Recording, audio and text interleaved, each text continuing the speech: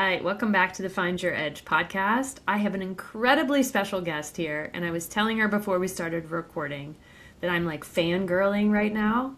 So, Natalie Grabow, who just you broke a world record. Does that Yeah. does that even sink in yet to you? No, I was just trying to do a race like I've done races before. It was so I didn't think of it like that. I just thought of I'd had a great season. I had three really good 70.3s leading up to that. I of course knew no one had finished the race, over 78. So I knew that, but I was just, that was my 11th time in Kona. Wow. So I was just, doing, trying to stay just relaxed and calm. And when I qualified in the year before in Maryland, um, I did that race not to qualify, but to do an Ironman at 79 because there's only been one person who's done a race over 78, who's finished an Ironman over 78. Yep. So I thought it'd be very cool. Now, nobody really gets excited about somebody who's the second oldest person, but if to me that was a challenge that I wanted to see if I could do an Ironman at 79. So that in and of itself was my challenge for Ironman Maryland, and I had no intention of taking the slot. And the next day, I told one of my daughters, I'm not going to take the slot, honey. I'm going to go to awards. And then I talked to my coach, and then I talked to the two people that were supporting me, and they said, oh, you really should take the slot. So then I had to talk to myself about, okay, I was very close to the finish time in 2022, and there's a good chance I might not finish, and would I be okay with myself not, too hard on myself if I didn't finish? So I just had the attitude that it would be a good challenge and that I wouldn't be that disappointed. I'd be disappointed, but I wouldn't be that disappointed in myself, and that it was a challenge that was worth going for. So that's kind of how I entered the race in the first place, that I was pretty sure I could finish in the time, but I wouldn't be too harsh on myself if I didn't do it. So I was pretty relaxed going into it. That's great. And I mean, you finished with time to spare. Yeah, I Yeah. finished, in a faster time than I did it in 2022 at 77, so I was pleased with that. But in both the races, I went in with some injuries. With the other one, I had a foot injury. With this, I had a hamstring issue. So, it's so hard to get to a big race, because you're pushing the training a little bit, and at an older age to go in without an injury too. So, but I was I think because of the injury, it bothered me on the bike. So I generally push the bike as hard as I can because that's my favorite part. So I don't really care about the run. I just push the bike, but I wasn't able to so much with that race. So I think that actually helped my run a lot because I got off and I felt very good on the run, and I actually ran everything up. I walked the aid stations, of course, and got my ice and nutrition, but I was able to run pretty much the whole thing in between the aid stations, and I hadn't done that for a little while, so that I was happy with that. So it almost sounds like the injury adjusted your pacing Yeah, for you to be better able to execute. right, right. Yeah. Yeah, somebody said, "Well, would you do that again? Would you hold back a little?" And I said, "No, no, no." Even though I know that it's probably the wise thing to do, but I do enjoy the bike, and I like going as hard as I can on the bike. I love that. I love that. So cool.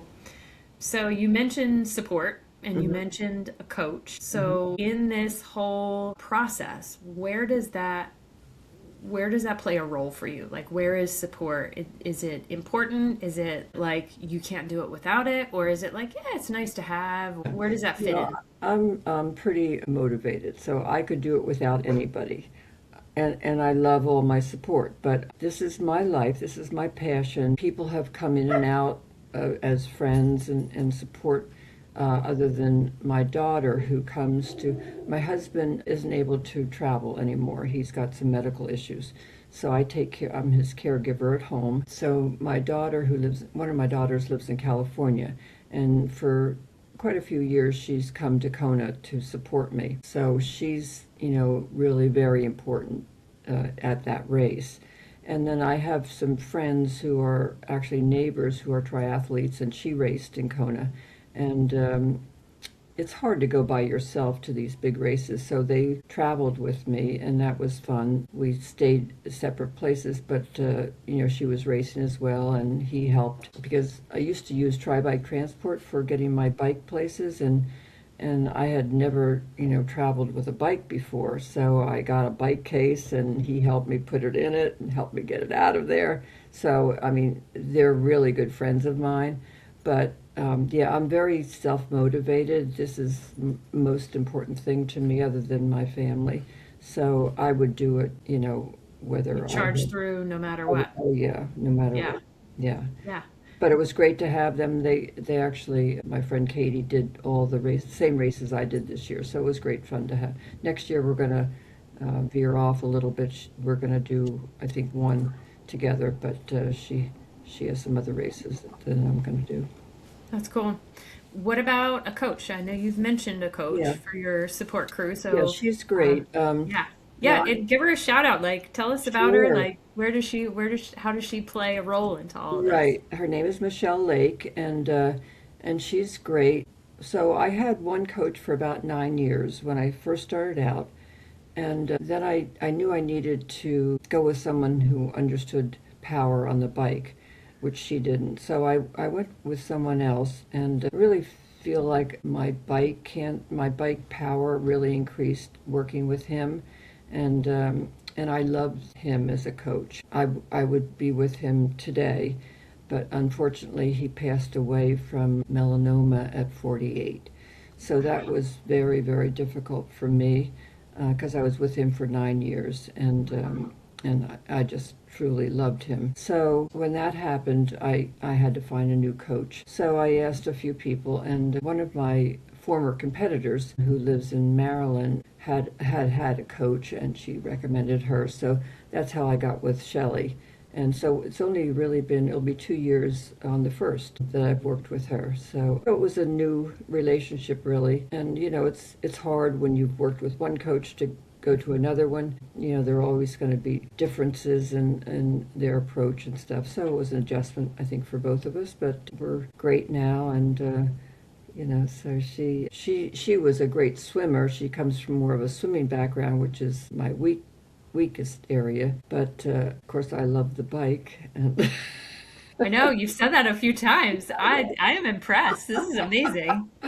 so anyway, but we're good, and she's a great coach. I love that. So cool.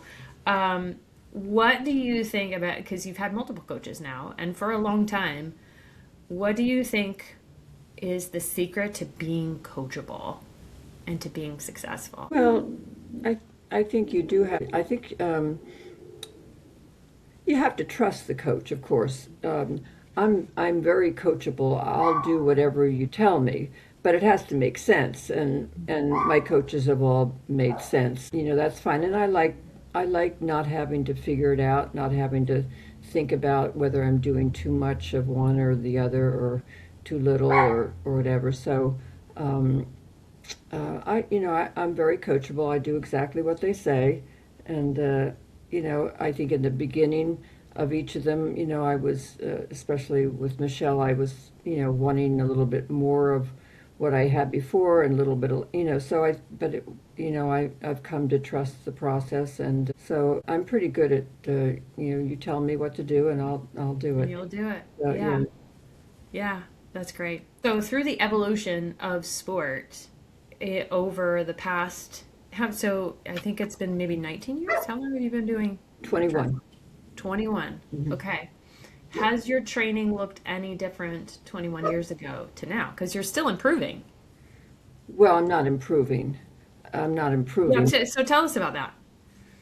Well, of course, I'm not improving. Your run slows, your bike slows, your swimming slows. I think the swimming has slowed the least because I was never really fast. Having learned at 59, I was started swimming pretty slowly. So I think I got, I improved for quite a few years, and then I've kind of, I'm pretty much, staying the same pace with the swimming. Running, always you get a little bit slower, but I'm running well. I don't have any injuries. I find that form is so important to really watch my form in all three sports so that I don't have an imbalance, so I don't get injured. The most important thing to me is not getting injured so that I have to stop and not do something in a day. And so I'm just very attentive to that, like, and my balance. After my injury, in Kona in 2022, when I went there with the foot thing, I stopped running on the roads and I started running on the track exclusively, which sounds a little bit boring to go around and around in circles, but I don't mind boring, and that has kept me very injury free from doing that, staying on a soft surface. And in the wintertime when there's snow on the track and stuff, then I go to the treadmill. Or for a short run, I'll run on the roads, but or a race, of course. But I'm staying pretty injury free from the running, which is great because I think that's the place that you're going to get in most trouble as you get older, from what I see. Yeah. Yeah. So, I know you had mentioned this hamstring injury, through Kona, and that you've had little niggles through, what do you do for recovery? Is there, are you into the sauna and cold plunges? Are you into massages? Are you just like, let's just Yeah, kick our feet I up and do do a lot of nothing? work Like, beforehand. So I do a lot of, I do some mobility works, a little bit of strengthening for the lower back, and just, nothing really, nothing with weights, just some movements. And then I use a roller and a, lacrosse ball thing, and, a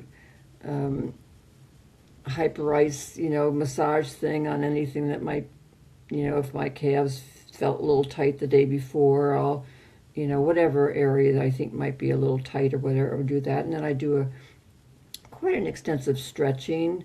I'm pretty flexible, and I think that's important. And when I stretch, I can feel that, okay, something isn't quite balanced. If I, like with the hamstring thing, I couldn't get a good stretch in that area, of course.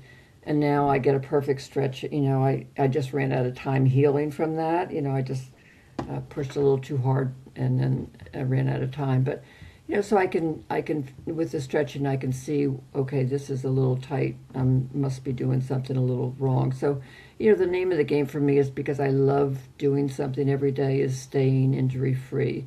So I use that time. I spend up to an hour really doing all that kind of thing, and then I do my workouts, and eat and do my workouts and eat, and I know. Well, you didn't mention sleep. How is that for you?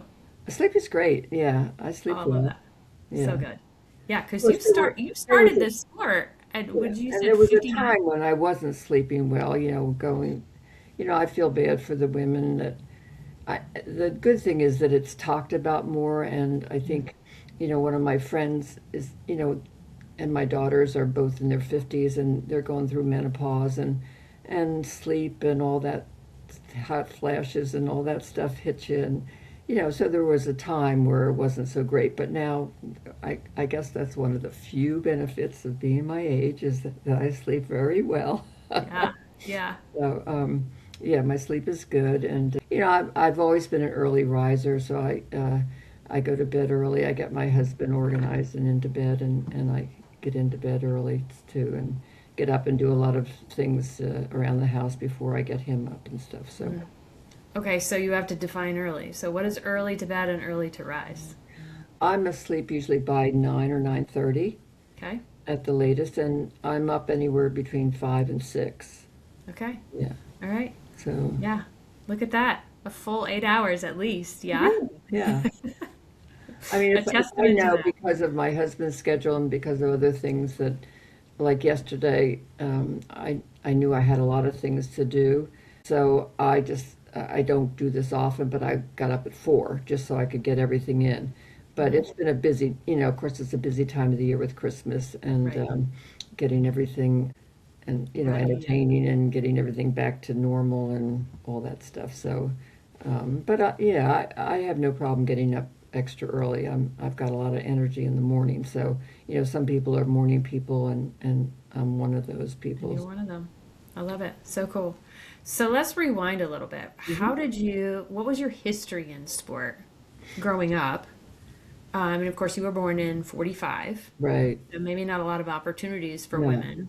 So I'd love for you to touch on that. And then, at 59, what possessed you to get into triathlon? Like that's a Yeah. pretty So, intense moment. So, yeah, when I grew up, of course, in my neighborhood, you just ran around outside and you played in the woods and you rode your little bicycle and did stuff like that. And none of the kids I grew up with in that time had taken lessons in anything. Now, we moved then when I was going into ninth grade into a little bit more affluent town where the kids had had some lessons like tennis lessons and swimming lessons and that kind of thing, but I had never had that opportunity. My parents just, that wasn't in their, part of their thinking. values, perhaps? No, and nobody, none of the kids did. It was just that, nobody, you went to school and you played outside.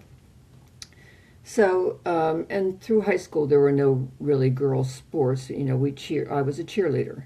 So I cheered for the boys, the basketball team and the football team, and, didn't think anything of it. That's what we wanted to do, be cheerleaders.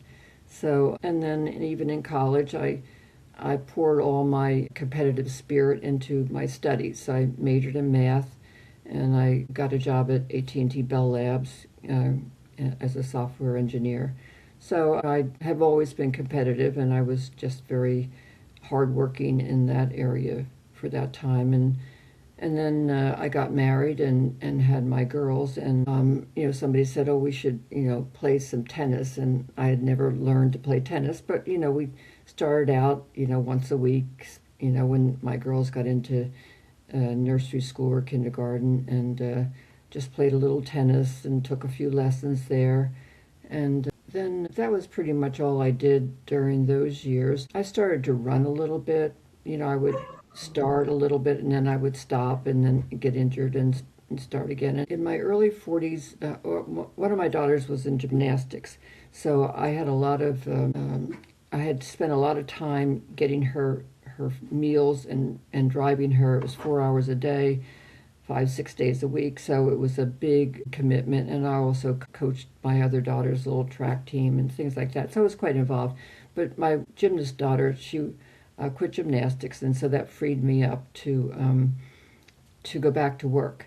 So I went back to work, and I found that it was really limited time to do anything. So I started running, and because that was something I could do in a short time, and feel like I was, kind of getting into shape. And I would do stairmaster and go to a step aerobics class, and so I got more and more active during my 40s and 50s. And I did a lot of running races during that time. And I had a lot of injuries. And then in my late 50s, my friends were all getting into triathlon. And, I was kind of embarrassed. I said, "Oh, I'm busy, for the local sprint." And then I finally admitted I'd never learned to swim. So they were all, I love to hang out with my friends, do what they're doing. So they were all doing a local sprint. And I felt like I wanted to do it too. So I convinced one of my daughters had just graduated from college and she was in DC, and I said, "Amy, could you just come up and do the swim for me, and then I can do the bike." I had gotten a bike, and I was a long time runner. So she did, and I just loved it. I loved the energy, all the people, the competitiveness. I was just like, okay, this is my sport. I just have to learn to swim. So somebody said, "Oh, you can do it. I'll show you how to breathe and blow bubbles." And, there's some books out and videos. So I started the process of learning how to swim when I was 59.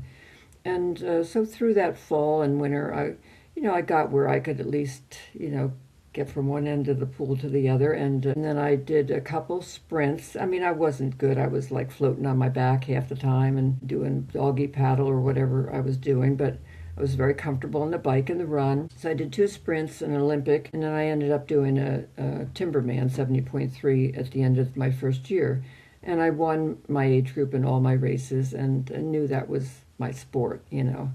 So, and then the second year, back then you could qualify for Kona at a couple of the 70.3s, and one of them was Eagleman. And my second year, I wanted to qualify for the World Championships, and the 70.3 was just announced. That was just new. And I thought, well, that'd be a good goal for me.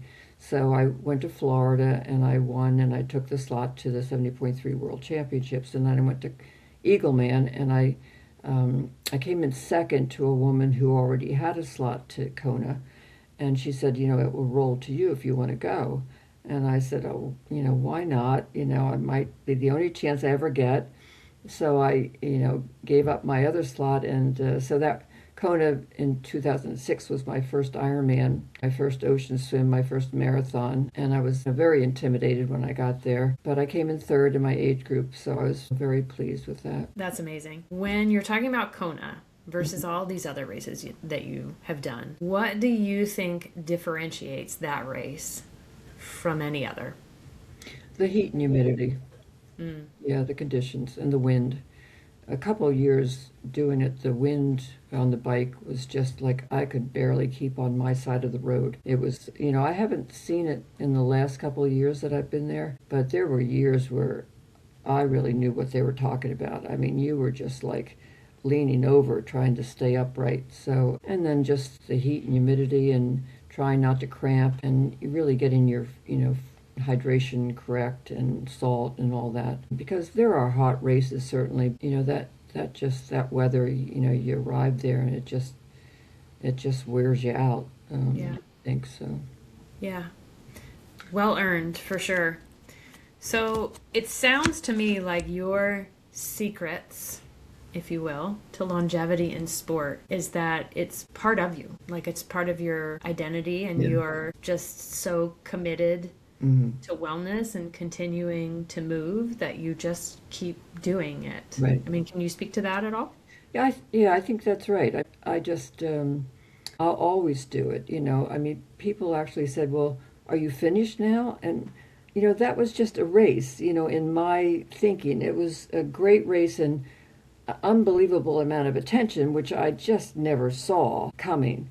But other people will do it too. You know, there'll be other women at 80 and over who will do it too. So I, you know, might have been the first one, but I think, you know, there are so many unbelievable women who are winning their age group there in the younger, and I see it, you know, you're staying in it longer too. You know, when I first went there, I was 61, and you know there were very few, if anybody, in the 70 age group. Yeah. And now you see, I mean, you see pretty much a lot in the 70 to 74. Now I was surprised this year there were only 2 in the 75 to 79, and one didn't finish. Yeah, that's been kind of slim, I guess. So it is hard to stay in the sport, and maybe hard to be motivated to go there in those conditions and stuff, and do that. But Do you have a favorite race moment from Kona? And any Kona, really? I mean, since you've been so many times. Was it crossing the finish line this most recent time? Was it some experience maybe with a volunteer or another athlete or with yeah, the press now that you're so popular? yeah, I have some. I think my favorite Kona will always be my first one because I was just kind of scared and intimidated, you know, watching those fit people run up and down the Leahy Drive and bike and what are you all doing, you know? I just wasn't resting or something. You know? Yes, yeah. And to do so well, and I just remember it rained a little on the bike, and I had a peanut butter and jelly sandwich in my little bento box, and it got soaked. And I remember one of my friends said, "Now be sure to eat on the bike." And I just remember eating that soggy peanut butter and jelly sandwich. Marge says I have to eat on the bike, so I'll eat this thing. But after they made a video of just different moments with the music, and just that music. Anytime I hear one of the songs in that little clip thing, I just have such fond memories of that whole thing. So yeah, I mean, this was great, and as I say, my daughter was there, and we had such a great time together, and she's such a sweetheart and a great support. And she rents a bike, and she puts Christmas lights all around her, and she's riding around. Mom, you're looking great, you know. Oh my gosh, that is amazing. Yeah, you can, she's got a lot of videos where you hear her, Mom, great. You know, so, Oh my and gosh. going up a Leahy Drive, sometimes not Leahy, Palani, I sometimes walk, and she says, in the past, she said, Mom, you're a runner, you can do it. I said, Amy, I'm walking. So anyway, we have a good time, and we have a lot of traditions and things she does, and breakfast the next day, and so we have a wonderful time together. So that's part, very special to me to have that bond with her. So it's not just the sport, it's the rituals that you guys have Yeah, created yeah, around the uh-huh, sport. yeah, yeah. For that race, That's for so sure. cool. Yeah, Yeah. yeah. Wow. So, and I've done some races by myself, and that's been hard, but it's really helped my self-confidence that I can do some of these things if nobody else is doing them, but I can still go ahead and do it myself since my husband hasn't been able to travel with me for the last 4 years or so. Sometimes I want to do something, but nobody else is doing it. And I've been able to, I'm not real brave in going to a new place and a new race, but I've been able to do it. And that's really provided me with a lot of self-confidence just in life. I think, doing this sport in general has been very good in that way. It almost seems like you're speaking to someone who maybe is too afraid to try this sport. And you're Yeah, like, well, hey, just go, just yeah, do it, you right. know? That's right. Yeah. I think one thing I've learned is, what's the worst thing that can happen? And don't worry about what other people think. It's like me going to Kona, like, what if I fail?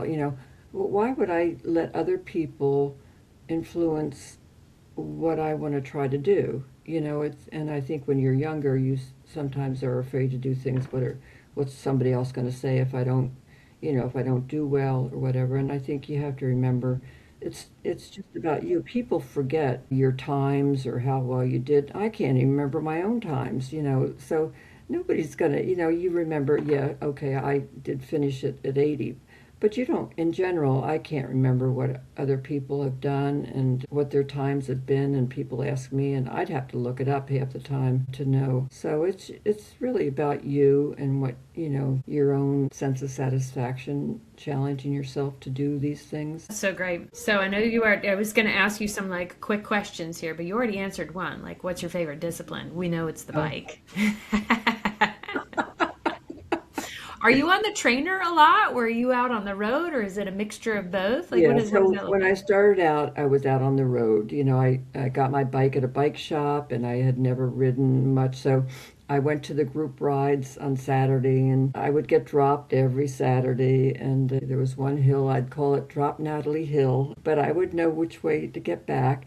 But I really learned a lot of bike handling skills doing that. I learned how to ride in a pace line, and really I gained a lot of confidence doing that and riding in close quarters with other people. And that was a time when I just felt pretty safe, and I would ride by myself a lot during the first 10 years. And then I just started reading too many stories, and it just got very congested around where I live, and I started getting nervous about it. So, and then I was starting to train with power, and I could see that I could work pretty hard, just using a dumb trainer and my power meter, and do it. So I pretty exclusively train indoors. I did just for my birthday, I bought myself a new road bike. Some of my friends ride outside in the good weather, so I'm going to try to get outside, at least with them, with our lights and feeling pretty safe going early. And so, because there's nothing like riding outside, but you just have to be careful too. Yeah. So curious minds want to know, what'd you get? What Oh, was your bike? yeah. So my one of my friends that I always talk about, my friends, he reps a lot of triathlon and running type of thing, and so he reps a brand you probably haven't heard of. It's called Parley. Hmm. Yeah. Of course. So I have a Parley time trial bike and a Parley road bike. Okay. All right. And do you like it? Oh, I love it. Yeah. Yeah, I mean, I absolutely love it. I love my road bike. They have disc brakes and electronic shifting and all the nice And stuff, all the bells and whistles. all the bells and whistles. So Yeah. I'm Yeah. happy. So Yeah. Natalie, I see your earrings, but like, are you a diamond girl or are you a bike girl? Or maybe both. I would say both. Yes. I love jewelry. Okay. All right. I love it. That's so awesome. Any other like sports specific things that just like are your jam, like a certain jersey that you have, or like a pair of socks, or sunglasses, or helmet, or nutrition products, or hydrate? Like, are there anything that you just couldn't live without? I no, except for my power meter and my computer and stuff. I couldn't live without that. Love your Yep. data, yeah. Yeah, yeah. I do love to look at that. I do. Uh-huh. Yeah, that's awesome. And and my pace on the run and that kind of thing. As I say, the swim, because I learned late and because I'm not great, I look at it, but I don't obsess over my swimming so much. Thank goodness it's the shortest part, and I don't think I'll ever exceed the time limit or whatever. But I am going to do a challenging first race. I'm going to have to be pretty good on the bike. I'm going to do Happy Valley, which has a pretty Yeah. hilly bike course. But so I like to challenge myself to things and have a 370.3 is on my schedule for next year. And Okay. All right. So do you think Ironman is going to be next year, or is it just 70.3s right now? Or, I mean, 70.3 is when I next say year. just, very lightly. Right. Yeah, I'm not. There's still a record out there that I'll have to see how my body holds up. You never know at any age, and especially mine. But I would like to. There's still Madonna Booter's record for being the oldest to finish an Ironman at 82. So I mean, I would like to see somebody do that. It could be me, could be somebody else. So I'll just see. I mean, I love the sport. I'll just keep doing it as long as I can. As I say, you try to do everything you can to stay healthy. And I have good energy, and so far so good. I love how you say so far so good. That's phenomenal. Like, let's keep going, right? Yeah, yeah. Yeah. You never know.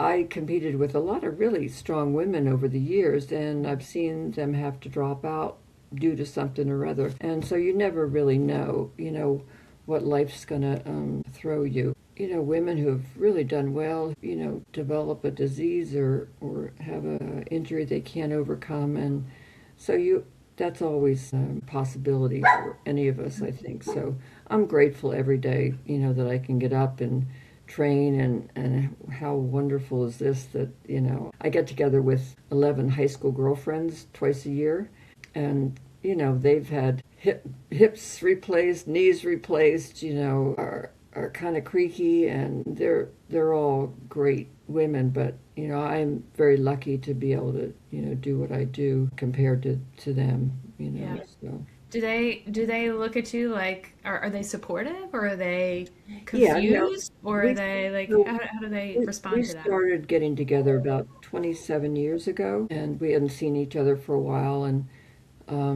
we're all 80 now, and they hadn't seen me for a while, and they started wondering what the heck's going on. I want to go out and run in the morning or do something, and so they weren't real understanding in the beginning. They tried, I think, but it's taken them a lot of years to understand where I'm coming from, and that I'm just very different, and that I really and I don't let anybody else influence what I'm going to do. If we go someplace and there's an opportunity to run or swim or whatever, I'm going to do it. So they've come to be very proud of me, I think, and very supportive. But it took a while, because it did, yeah. Yeah.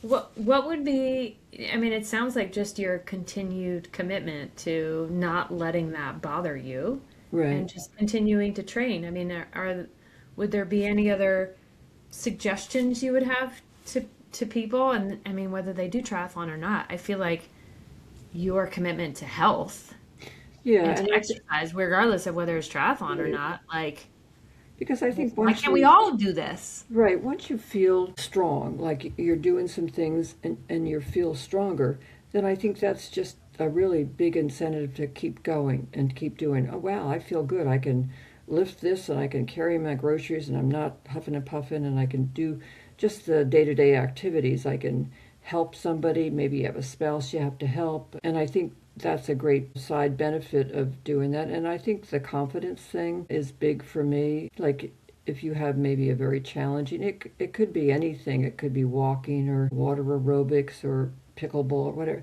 But if you have, a really great experience doing that, or you feel like you hit the ball well, or you did something, and I think it's a great feeling to have accomplished that. No, I'm very competitive, so it's a big boost to me because I challenge myself to do these things, and that makes me happy. Anybody can find what really makes them happy. Maybe it's maybe they need other people to walk with and chat and that type of thing. But I think once you get going and you incorporate that into a movement into your life, you'll see how it benefits your body and your mind. Your confidence, just your attitude and the way you view life, I think.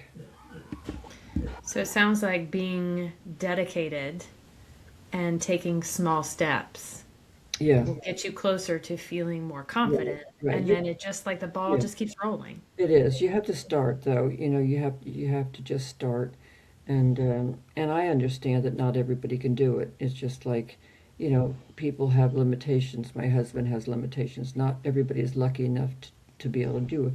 But if you can do something, find something that makes you happy. Something that gives you joy. I swim, and half the lane during certain times is a water aerobics class for people with arthritis or whatever, but they're having a wonderful time chatting and moving. And so there's yoga. There's so many opportunities that, especially if you like other people, to get out, and then you'll make friends, and then you won't want to disappoint your friends because you'll want to go back and see them. And so for me, I'm just very independent. I can just do a solitary bike ride for hours and be fine, but not everybody can do that, I understand. So, find out what's going to motivate you to look forward to each day, to, get yourself and just feel better about yourself, I think, once you do that. I hear all of these amazing things that you're sticking to and the consistency and showing up. Are there any vices, Natalie? I think you mentioned you were a nutritionist I am, but that doesn't. So this because, question comes from Coach Peter. He yeah, thrives on Red Bull well, and pizza. So okay, well, I've never tried Red Bull, but I eat a very normal diet that people are very surprised about. So in the morning, I have Cheerios with blueberries on, a little bit of sugar, orange juice, and coffee every morning. So that's what I eat. And I eat just whatever appeals to me during the day. I eat a lot of peanut butter. I eat a lot of bread. I eat anything that, I just look and see what sounds good. And I eat a lot of miniature marshmallows and dark chocolate. And I love sweets and all that. So yeah, I don't drink Pellegrino on the bike, and so oh my that God, that's so good. I do. I don't drink a sports drink except in a race when I pick one up from the aid station.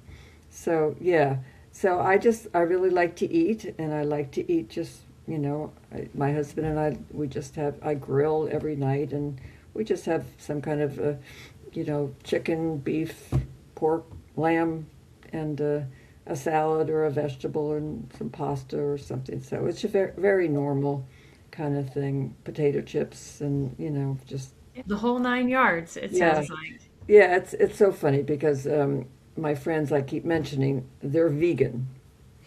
So I said, "Oh my God," And because my daughter went away, we celebrated Christmas early, and then I had my triathlete friends over, and they're non-dairy, they're gluten-free, they're vegan, so they had to bring some kind of a loaf made of black beans or something, and I did some roasted vegetables and stuff. So, made chicken for my husband and me. But yeah, and she keeps saying, we eat very clean. And that's great. It sounds like you eat comfortably. You eat Yeah, in your own, yeah, you're confident in the way that you're feeding yeah, yourself. I am. I Yeah. am. You don't You know, necessarily have to I label think it. your body knows what it needs. Okay, I feel like I need some bread or some that kind of thing. Or okay, I need some protein now. I need some tuna fish or peanut butter or an egg. So that's the way I operate. Whatever my body craves. Okay, I'm really dying for a salad now. So I just go with what my body says that it needs at that time. It sounds like your personal awareness is very keen. Mm, You have a lot of, trusting yourself hmm. and listening and to choose a Yeah, certain type of food or whether to yeah. train or not or Yeah, whatever. I am. I'll read articles and this and that, but most of the time I just stick with what, works for me. I mean, life is short. I'm not gonna, this is my fun. This is my passion. It's not my job. I'm not making money here. I just enjoy eating. My girlfriends and I were going to Aruba next month, and Oh, we'll eat, and then I'm going sailing with them the month after, and so I just have a pretty balanced life, but I do take my training very seriously. very seriously. All right, so what about supplements? Any supplements in the mix? I know that, I take a mul- I take a multivitamin and okay, glucosamine chondroitin, which okay, I don't know if that helps, but I've taken it but you've forever. taken it for a long time. Yeah, Okay, all and right, that's pretty much it. that's pretty Yeah, much it. yeah. Natalie, the simplicity and the trust and awareness and that you have for yourself is just, it's so refreshing. Oh, good. Well, I guess I'm blessed with a good system too. Like I have a friend who I don't know, he was throwing up and couldn't keep food. Like I can't imagine that. Like I can just put anything in my body at the aid station. Oh, a cookie, that looks good. Or, okay, there's some potato chips and I'll have one of those, So I seem to have a system that, it knows what it needs at that point. Okay, that broth looks good right now, and I take it in. So, okay, feel a cramp coming on. I'll take whatever drink they're serving for that. So I think they're making a change. Everybody's excited about for what they're serving Ironman. So that that's fine with me. I do use goos for my energy gels when I race. So I Okay. do like those. I have my All right. Shout flavors. out to Goo. And, Yeah. Yeah. Love that. Okay. Cool. Okay. So are you the thin goo or the thick goo? Like the small ones or the big ones that are like thinner?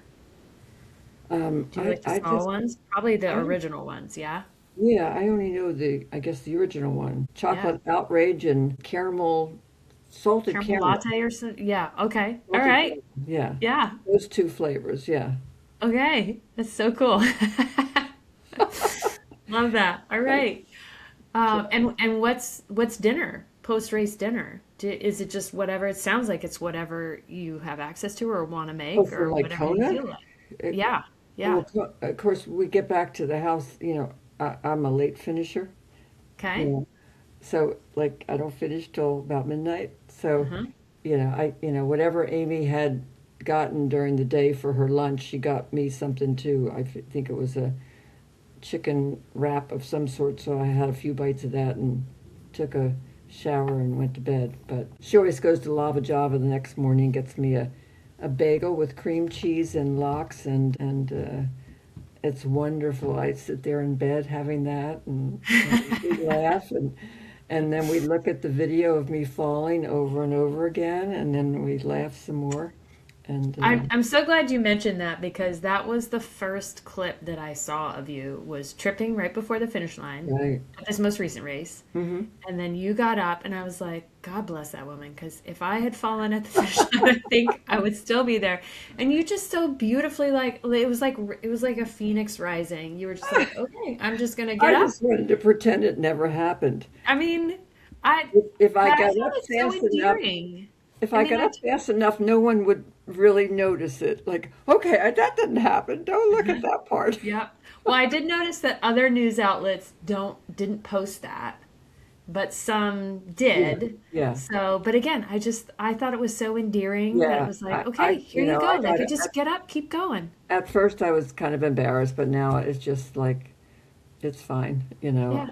Uh, so it And was then just. ran across the finish line, and then you just kept going. I never know where the finish line is. Oh, So I so just good. keep going, and then Cherie was there, who set the record at 78 Oh, in wow, she came. 2022. Oh, Yeah, so she she's very much involved with Ironman for a long time. So she was at the finish line congratulating everybody, and so yeah, she had texted me when I got there because we're longtime competitors, and we have we correspond occasionally. So she said, "Oh, it's so great that you're here," and blah blah blah. Because I really wasn't sure whether anybody else was going to be in my age group. She could have very easily, because I knew she had qualified at Hawaii 70.3. She always does that, so she could have very easily been there racing as well. But I was just doing my thing, so it didn't matter to me. But the tracker had the people up, you could see that no one else was going to be there. But so yeah, she was at the finish line, so she was so happy for me. Really, she was very sweet and very very sweet afterwards. So and then my coach's husband, put the towel around me, so he was at the finish oh, line too. So that was nice. Yeah. yeah, that's so cool. So tell me about this Guinness World Record. Like, Yeah, that's I mean, crazy. did they mail it to you? Do you like, is there like pomp and No. circumstance that goes along with it? Like, how Yeah. does that all work? Well, they write you and say, fill this out or whatever, and then, we'll send it in, and then here's a form you can get a certificate, so that's what you do. And So, then, and now you have this big, like where yeah, is it? Is it hanging? Is it yeah, just, where is it? It's hanging. it's hanging. Yeah, Okay, I good. have a finished basement, which is where my bike is Okay, and where my bulletin boards with all my stuff are. And okay. so, So yes, this is your like pain cave, right? But yeah, like your yeah. celebration cave, Yeah, maybe? right, Yeah, right. It's got yeah. all my medals and awards and stuff. And yeah, some guy just out of the blue sent me this big red M dot and with a plaque on it saying what I had accomplished and stuff. Just sent it to me, so that's hanging on the wall. And somebody in town had a beautiful blanket made up with my name and everything, and Laker Pride, which I live in Mountain Lakes, and we're the Lakers, and so really very sweet. I got a whole box of Viore clothing from the CEO of. Okay. Yeah, that Yes, was please. very That nice. alone is motivating me to keep in this sport. Yes, yes, yes. You too, and a friend of my daughter's works for Nike, and she sent me from Nike shoes and some things. So, yeah, I haven't gotten anything from Cheerios yet, but I do I talk. will give them a call, Natalie, Yeah, for oh, you. thanks. You need to be on the I'd like, cover of I'd that like a box. box of Cheerios for. Yes. Oh my gosh. How cool would that be? Right. So no, Wow. it's been fun. I've met just really nice people, and so I'm just enjoying it. It's really. So cool. So we'd like to tie things up by summarizing or sort of highlighting two or three tips that you have for either somebody maybe who's not in the sport or somebody who wants to stick with the sport or somebody who is committed to their health and to their activity. So what would be those two or three things that you would offer our audience? Well, if your audience is triathletes, they're already kind of a competitive group. So they know that, and they know the satisfaction from doing well. And so that's easy to motivate you to, to find challenges, for a race. Okay, I want to improve my time, or I want to feel better on this. I don't want to cramp on that. And I think just always challenging yourself to do that. And it's just keep it fun and, it's just, I think that's, you don't want to make it so that you're going to quit. It needs to be fun, and you need to feel good afterwards. And so I think if you're competitive, you're just going to enjoy it. That's what I've found. And there's disappointing times, and everybody goes through them. So everybody has ups and downs. There's races that you didn't do as well as you thought, but for me it's the day-to-day training. Races can be good or bad or whatever, but I think it's just if you're consistent and just keep at it, I think it's a way of life, and I think that's what you have to think of it as. Well, Natalie Grabow, world record holder, thank you so much for being on the Find Your Edge podcast. I appreciate all of your insights. You are an inspiration to me. You are an inspiration to young women across the globe and older women across the globe to just keep going. So thank you for that. You're welcome. It was great.